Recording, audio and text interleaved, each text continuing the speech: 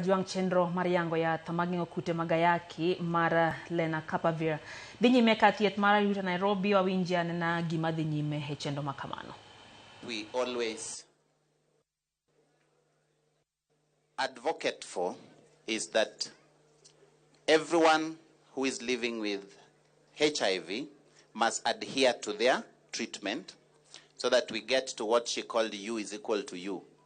That means that everyone has undetectable viral load so that they don't transmit.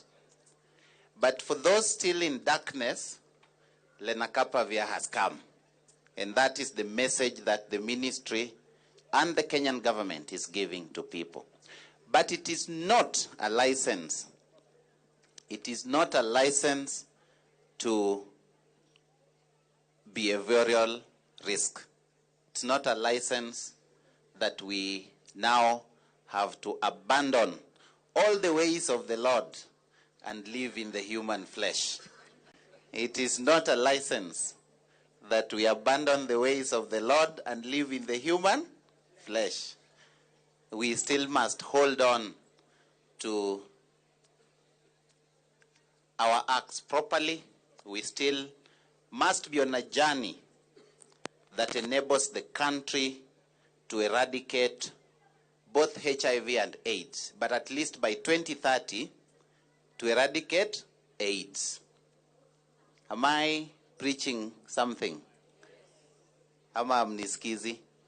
Niseme na Kiswahili?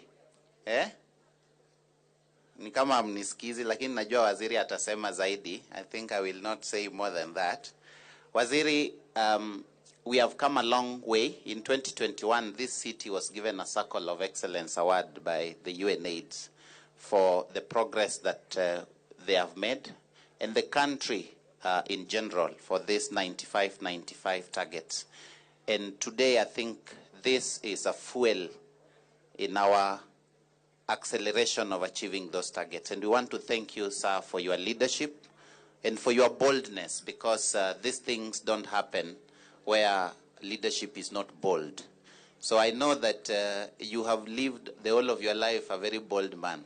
And so sometimes you take it as ordinary, but it is not. So the fact that we are also the first country in East Africa to launch is a testament of your bold leadership. And I've been in the sector long enough to say that. I know many of you know me. I've been in the sector long enough to say that, because there are a number of what we call innovations. So like Lenacapavir is an innovation.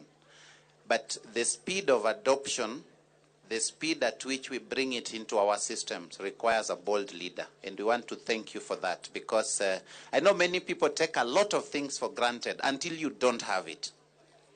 And we want to thank you, sir, because of the speed at which you enable us to adopt good things into the system. And I'm saying that to appreciate that leadership that you offer us. With those very many remarks, I want to invite the area member of parliament to make a few remarks, and then I will invite CS to crown it all. Thank you. Thank you very much, our PS. Tupigie PS makofi. Our CS, who was once my majority leader, Honorable Adan Dwale. Allow me to ride on all the protocols. CS, you know protocol. Before we speak, we are in a jurisdiction of our MCA who is around. So I'll invite Honorable Njogu to come and welcome us in Kawangware.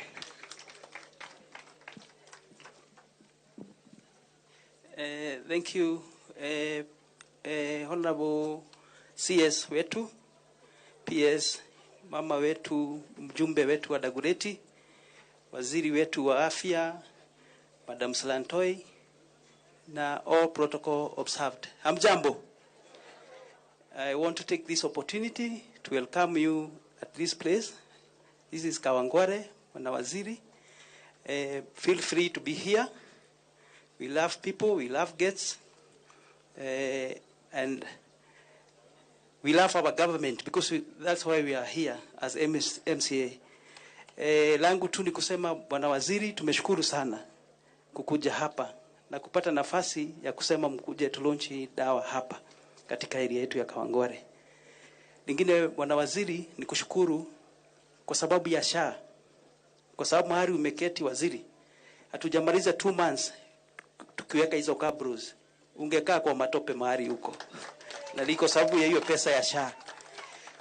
From last year January to date tumepata over 20 million ambayo imerudishwa katika hospitali yetu. Tumeweza kununua madawa, tumenunua zile vifaa za kusaidia watu. Waziri, tuko na maternity hapa. Wamama wetu walikuwa nakufia huko kwa kijiji, wakizalishwa huko kwa kijiji. Hawa CHPs wametusaidia sana kuhakikisha wamama wanakuja katika hii maternity. Waziri, hii hospitali tumejenga miaka mingi sana. Na hadi saa hii